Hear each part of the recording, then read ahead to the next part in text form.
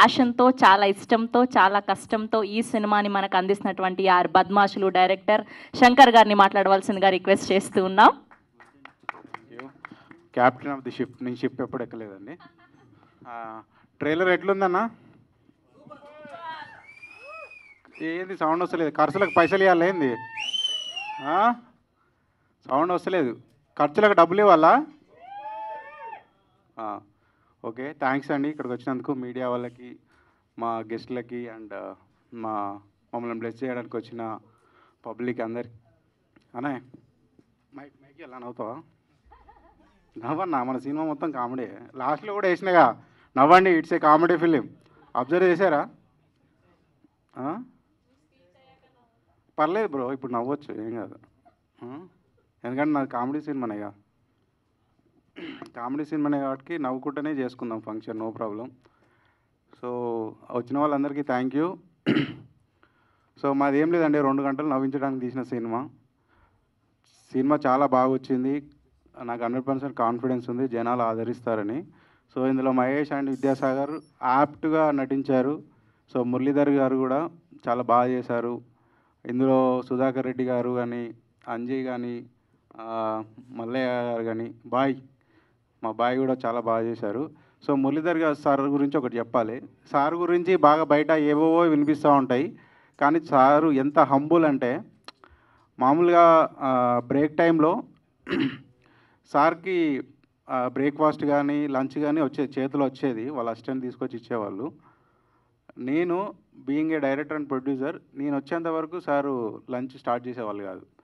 So నేను, sir నాకు time పడుతుంది, మీరు దీన్ని స్టార్ట్ చేయండి సార్ అంటే, లేదు నేను ఉంటాలి అనేసి ఒకసారి అయితే కనీసం ఒక 15 నిమిషాలు ప్లేట్ను ఇట్లనే పట్టుకొని ఉన్నాడు సార్. అంత హంబుల్. సార్ గురించి ఏవో స్పెక్యులేషన్స్ వస్తూ ఉంటాయి, ఆయన ఇక్కడికి వచ్చాడని చెప్పట్లేదు. సో అది వాస్తవం జరిగింది, మా వాళ్ళు అందరూ కూడా చూసి ఉంటారు. సో అది ఆయన nature.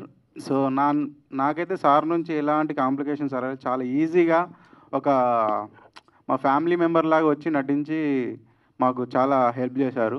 Thank you sir. And మా టెక్నీషియన్స్ వచ్చేసి Vineeth DOP and Teja Konuru music, మావాడు మా ఫ్రెండే.